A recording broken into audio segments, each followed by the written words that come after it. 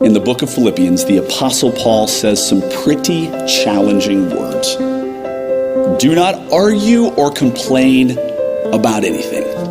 Now, interestingly enough, this verse could be easily applied to our work in children's ministry. I mean, think about it. Kids are pretty quick to complain and pretty quick to argue about pretty much anything.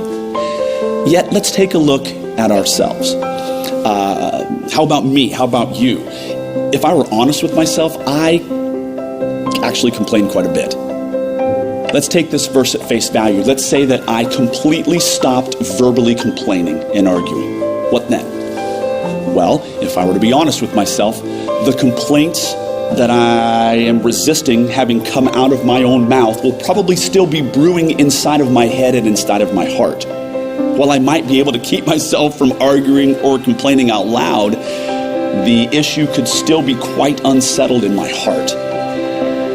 While it's a good thing not to verbally argue or complain, what does a follower of Christ do with this internal tension that exists in your heart and yet doesn't come out of your mouth? Well, Paul addresses this exact question later on in this very book.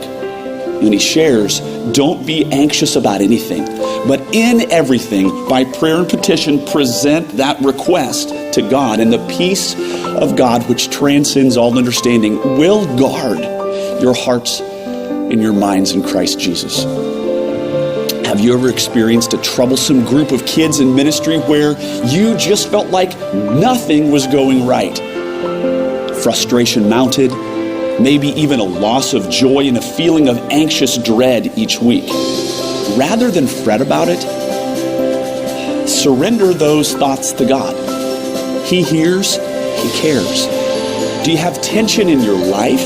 Take God at His word. Rather than audibly belly aching, which is often my first response, I challenge all of us today, take the next step and share that anxiety with God in prayer.